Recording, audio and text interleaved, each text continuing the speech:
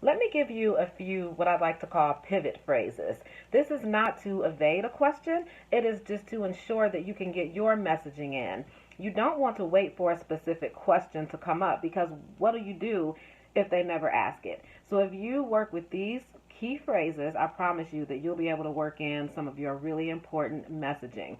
Now, I want you to take this and run with it and add some of your own. And I'm happy to chat with you about your ideas to see what I think about them and to maybe give you some additional tips. But here we go. Here's the first one. What I'd like to emphasize is this.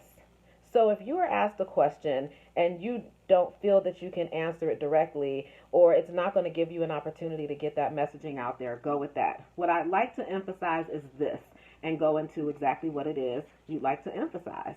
So take that one. Here's another one. There are three things driving this decision. So this will work, of course, if you are talking about a specific decision or you're going in a new direction that you're being asked about. So that one is, there are three things driving this decision. Now, if there are two, say that there are two. If there are four, say that there are four. But three is a good number. People really have tolerance for a list of three. You don't want to go with eight. That's too many. And if there are 8 reasons that you made a decision, you might want to think about that a little bit.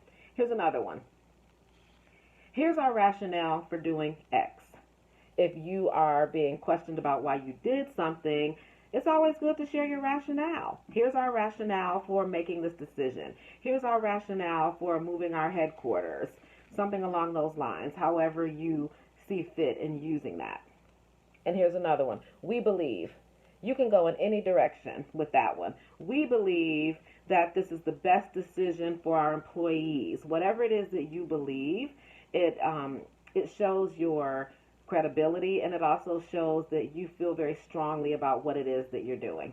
And finally, we've got our eye on the future, and here's how we'll forge ahead.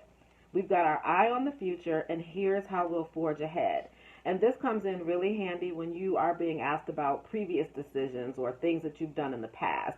This is a way to quickly pivot and say, yeah, we get that, we did that, we participated in that, that did happen. But we're looking at the future, and here's how we're going to forge ahead. So there's a good chance that you can get that mentioned in the piece or in the story. So my goal here was just to give you some key phrases that you can use to start your answers. Don't feel like you have to necessarily answer the question the way it was presented to you. So just go back to those, and I promise you that you will have a good experience.